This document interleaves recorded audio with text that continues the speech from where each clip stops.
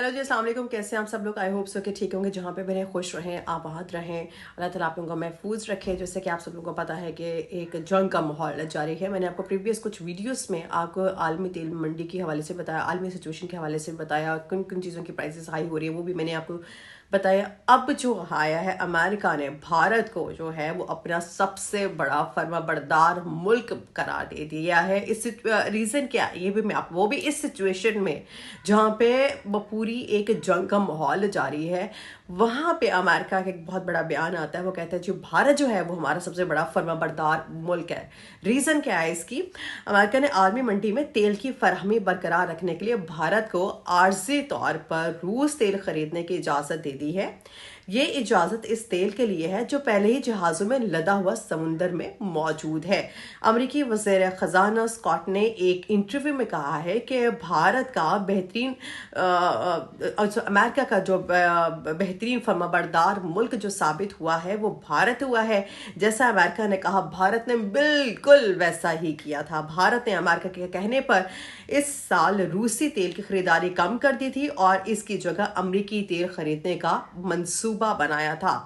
ताहम मशरिक़ वस्ता में कशीदगी और आलमी सप्लाई के दबाव के बायस अमेरिका ने वक्ती तौर पर भारत को ये रियायत दी है। ठीक है, स्कॉट ने कहा है कि समंदर में रूसी खाम तेल की करोड़ों बैरल मिकदार मौजूद है। इस तेल को फरोख्त की इजाज़त देने से आलमी मंडी में फौरी सप्लाई बढ़ सकती है। और उन्होंने ये भी कहा कि कीमतों पर दबाव भी कम हो सकता है सिचुएशन के बाद। और अमरीकी वज़ीर तवानाई क्रिस ने भी कहा है कि भारत को जनूबी एशिया के करीब मौजूदा रूसी तेल खरीदने और इसे अपनी रिफाइनरीज में प्रोसेस करने की इजाज़त दे दी गई है ताकि आलमी मंडी में तेल की फराहमी तेज़ी से बढ़ सके। अमरीकी जो हुकाम है उनके मुताबिक भी ये फैसला किया गया है कि ख़ास तौर पर आबदाय हुर्मुज़ के करीब पैदा होने वाली कशीदगी और ईरान से मुतालिक सूरत हाल के बायस किया गया ये फैसला जो है ये उसके बायस किया गया है जहाँ से गुजरने वाली तेल की सप्लाई मुतासर होने का खदशा भी बताया जा रहा है। और अमरीकी सदर डोनाल्ड ट्रंप के इंतजामिया ने भारत को 30 दिन की खुसूसी छूट ये दी है। ये मैं आपको वाज़ेह तौर पर बता दूंगी कि 30 दिन की सिर्फ खुसूसी छूट है, इससे ज़्यादा नहीं है ना इससे कम हो गया। आगे देखेंगे सिचुएशन जहाँ पे जाएगी फिर उसी हवाले से बयानात भी इनके बदलते जाएंगे। इसके तहत 5 मार्च 2026 तक जहाज़ों में लदा रूसी तेल भारत पहुँचाकर फरोख्त किया जा सकेगा।